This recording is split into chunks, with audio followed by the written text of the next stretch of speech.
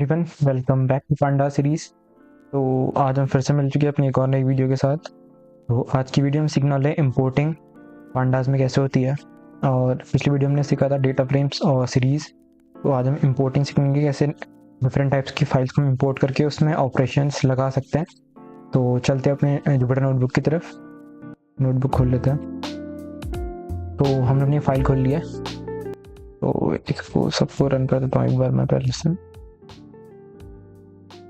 तो यहाँ तक हमने सीख लिया था। उसके बाद अब हम सीखने वाले हैं इंपोर्टिंग। तो मैं मार्क डाउन कर लेता हूँ पहले।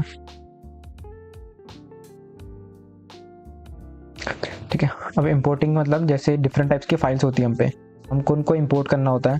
कैसे हम कर सकते हैं, अब जैसे देखो पहले हम करेंगे यहाँ पे हमने पांडास को इंपोर्ट कर दिया है। जैसे एक और पे कर देता हूँ import pandas S P D करके। ठीक है, अब जैसे मेरे पे एक फाइल पड़ी है, मैंने अपनी पहले से फाइल निकाली है। आप कोई भी डेटा फ्रेम जैसे एक्सेल हो गया, CSV हो गया, CSV मतलब comma separate value, JSON files हो गया, अलग अलग टाइप की फाइल्स होती है, उनको रीड राइट कर सकते हैं। तो अब जैसे रीड कराना है हमको तो कैसे होगी, जैसे देखो DF PD डॉट रीड लगाना पड़ता है, रीड फिर अंडरस्कोर। अब जो भी रीड अंडरस्कोर लगाया उसके बाद आपकी जो भी फाइल का टाइप है, मतलब जैसे JSON फाइल है तो आप JSON लगा दोगे, अगर एक्सेल फाइल है तो आप एक्सेल लगा दोगे, अगर CSV फाइल तो CSV लगाओगे।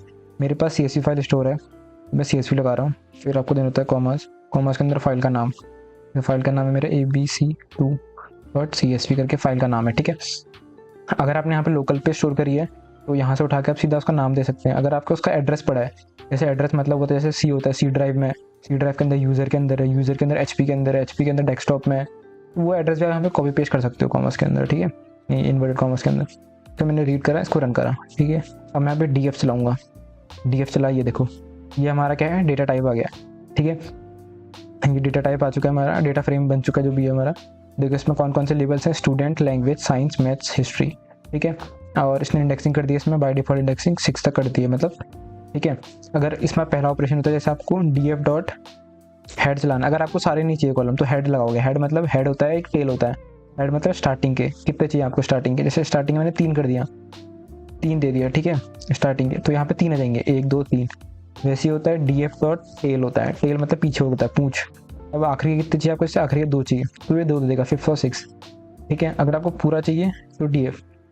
हम अगला क्या कर सकते हैं इसमें ऑपरेशन, DF डॉट शेप। अब शेप से हमको उसका शेप पता जाएगा, कितने रोज है कितने कॉलम है। कितने रोज है, हम पे 7 रोज थे और 5 कॉलम्स थे, 1 2 3 4 5 कॉलम है। ठीक है, स्टूडेंट, लैंग्वेज, साइंस, मैथ्स और हिस्ट्री, इससे हमको शेप पता चल गया। ठीक है,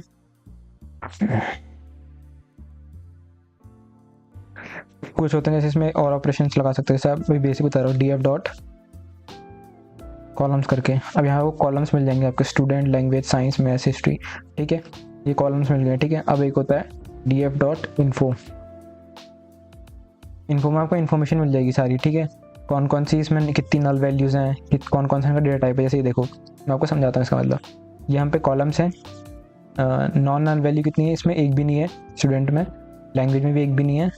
टोटल 7 वैल्यूज थी ना उनके कॉलम में, रो 7 थी ना कॉलम्स के अंदर। तो ये देखो इसमें क्या है, 2 नल वैल्यू है, मतलब 5 है तो 2 नल वैल्यू हो गई। इसमें 1 नल वैल्यू है, इसमें एक भी नहीं है। और इनका डेटा टाइप बता रहा है ऑब्जेक्ट। ऑब्जेक्ट मतलब स्ट्रिंग हो गया, ये हो गया इंटीजर, ये होगी फ्लोट, फ्लोट इंटीजर। ठीक है, तो ये इसने इन्फो बता दी। ठीक है, इसके बारे में जिसमें एक और यहाँ पे चलाता हूँ DF डॉट हेड करके, मेरे को दोबारा देखना है अपना, ये हमारा डेटा फ्रेम है। अब इसमें जैसे मेरे को DF में से स्टूडेंट वाला कॉलम चाहिए तो ये करा, स्टूडेंट के कॉलम मिल गया, Kumar, Kevin, Sammy, Janice, Peter, Prem, Carol. ठीक है, ऐसे ही आप दूसरे कॉलम को भी यूज़ कर सकते हैं। जैसे हिस्ट्री, मैथ्स में कितने मार्क्स हैं इनके, ये कर सकते हैं। अगर आपको एक से ज़्यादा कॉलम चाहिए तो वो भी आप कर सकते हैं।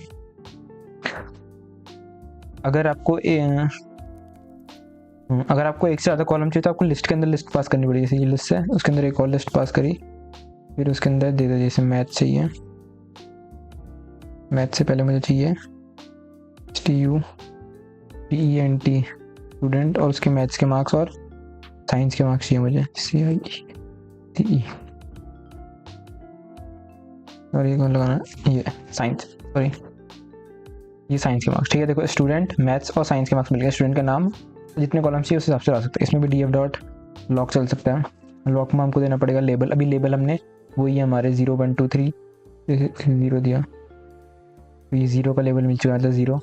कुमार 60 ये सब करके। अगर आपको यहाँ पे इसका इंडेक्सिंग करना था, आप यहाँ पे देखिए इंडेक्स।